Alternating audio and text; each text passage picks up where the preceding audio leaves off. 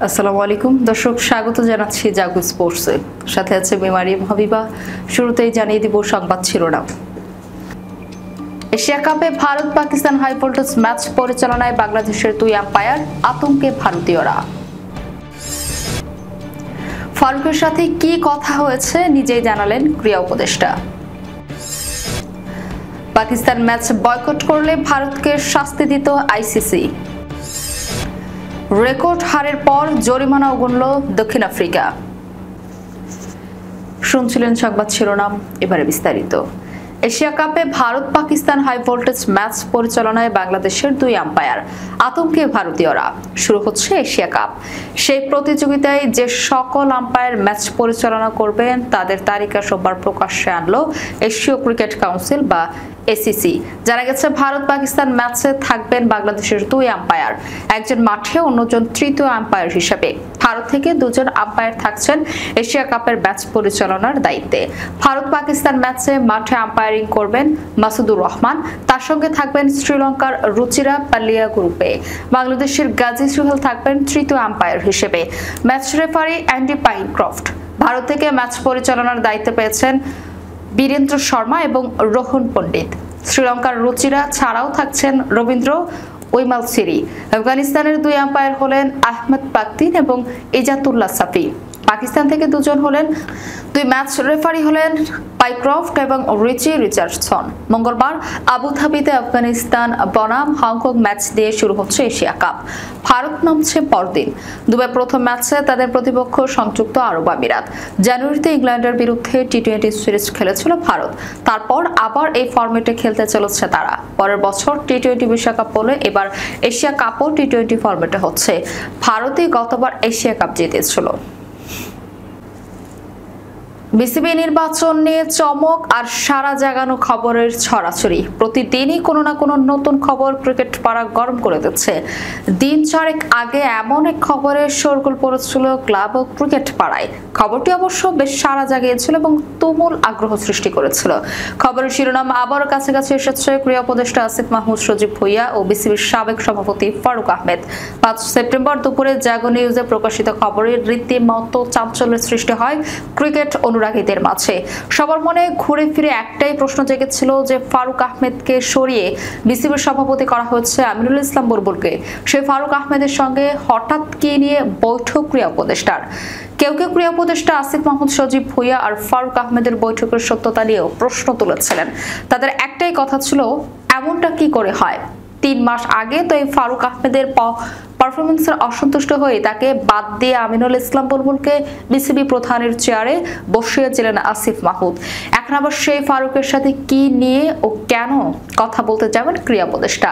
অবশেষে 72 ঘন্টা পরে মিলল জাগো নিউজের সেই প্রতিবেদন ছিল শতভাগ সত্য। ক্রীড়া উপদেষ্টা আসিফ মাহমুদ সজীব ভুঁইয়া এবং স্বয়ং জানিয়ে দিলেন তিনি ফারুক আহমেদের সাথে যেচে কথা বলেছেন। সোমবার জাতীয় ক্রীড়া পরিষদের সিনিয়র ক্রীড়া সাংবাদিকদের সাথে এক মতবিনিময় সভায় ক্রীড়া উপদেষ্টা বলেন, এটা সত্য, বিসিবির সভাপতি পদে ফারুক ভাইয়ের পারফরমেন্স আমাদের কাছে সন্তোষজনক মনে হয়নি বলে তার পরিবর্তে আমিনুল ইসলাম বুলবুলকে বোর্ড প্রধানের দায়িত্ব দেওয়া হয়েছে।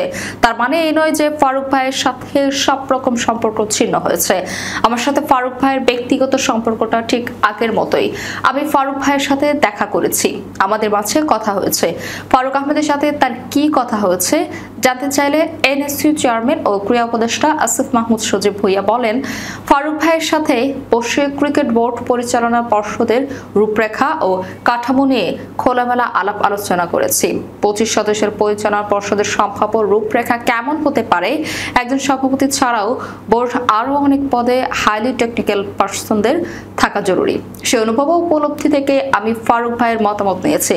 বোর্ডে কেমন টেকনিক্যাল পার্সন দরকার, কোন পদে কোন ধরনের লোক হলে ভালো হয়, 25 জনের বোর্ডে অন্তত কতজন টেকনিক্যাল ম্যান দরকার, সে সব নিয়ে ফারুক ভাইয়ের সাথে কথা বলেছি।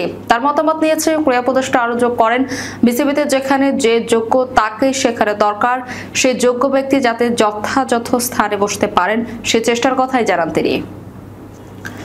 রাজনৈতিক বৈরিতা এখন দ্বিপক্ষীয় সিরিজে ভারত পাকিস্তানের মুখোমুখি হওয়ার কোনো সম্ভাবনা নেই।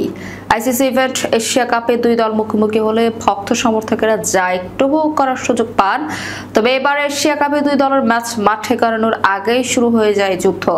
ভারত পাকিস্তানের রাজনীতির উত্তাপ এতদিন ক্রিকেট থেকে দূরে ছিল ঠিকই, কিন্তু এই বছরের এপ্রিল ভারত নিয়ন্ত্রিত কাশ্মীরের পেহেলগামে বন্দুকধারীদের গুলিতে পর্যটক নিহতের ঘটনায় পরিস্থিতি আরও ঘোলাটে হয়ে থাকে। সামরিক সংঘাত শেষে যুদ্ধবিরতির পরও দুই দেশের মধ্যে ক্রিকেটের সম্পর্ক চিরতরে বন্ধের দাবি জানানো হয়েছে। এমনকি July Asia cricket council Bharat পাকিস্তানকে নিয়ে এশিয়া কাপের সূচি ঘোষণার পরও ভারতের সাবেক ক্রিকেটাররা আপত্তি প্রকাশ করেছেন।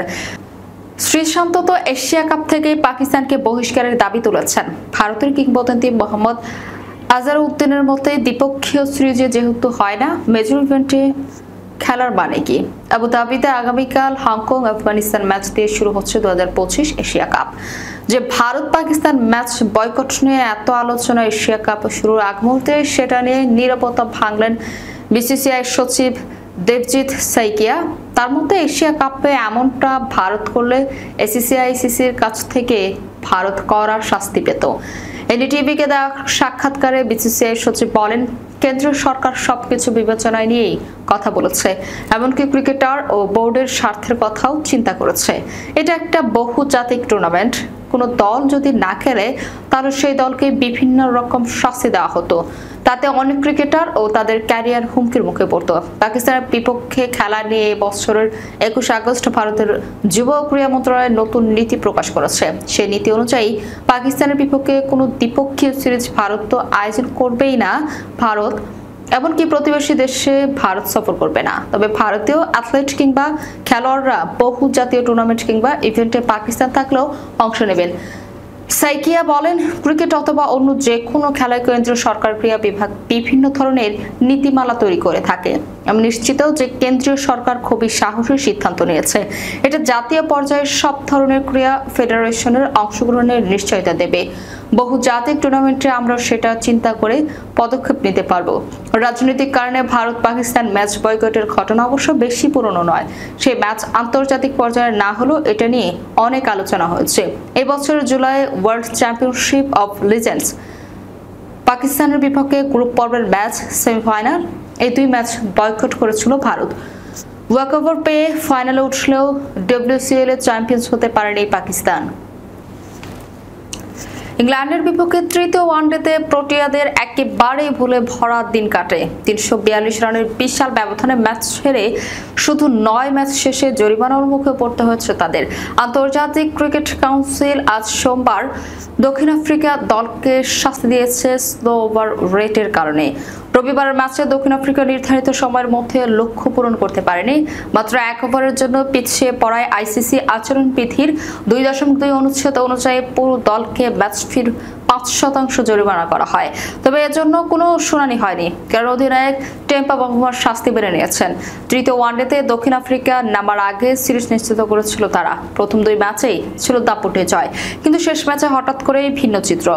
জ্যাকব বেথের আর জো রুটের দুর্দান্ত সেঞ্চুরির ইংল্যান্ড তোলে ওয়ানডে ইতিহাসের 7ম 414 রান। এরপর জোফ্রা আর্চারের বিধ্বংসী বোলিংয়ে প্রোটিয়ারা গুটিয়ে যায় মাত্র 72 রানে।